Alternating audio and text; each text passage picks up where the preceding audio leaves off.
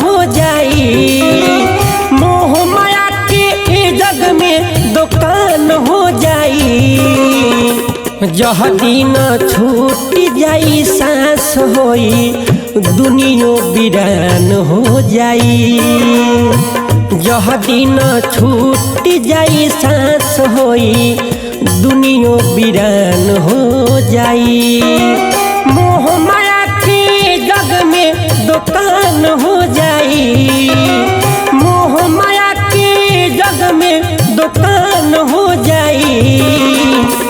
जह दिन छूट जाई सांस होई, दुनिया वीरान हो जाई।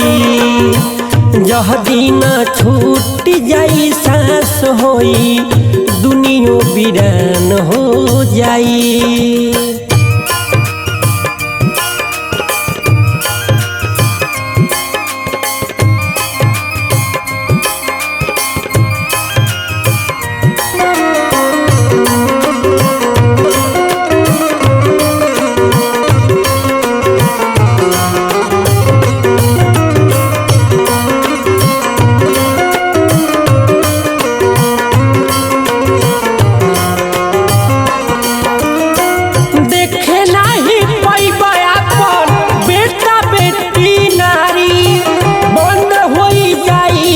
दिन सबर के मारी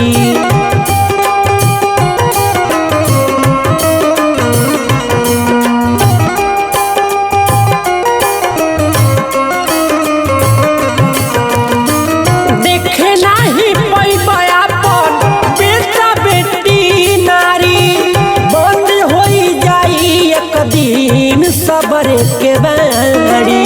जवन कुल कमैला सब जियान हो जाई, जवन कुल कमैला सब जियान हो जाई। जह दिन छूट जाई सांस होई, दुनिया वीरान हो जाई।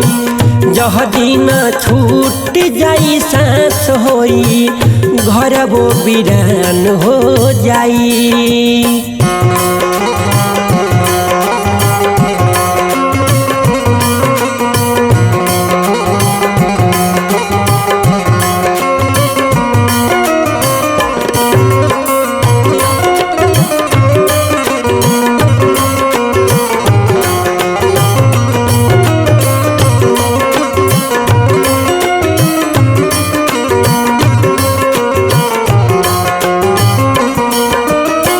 झूठे साथ बोली बोली सबके भरा मवला, कहू न राम नाम के अलख जगवला।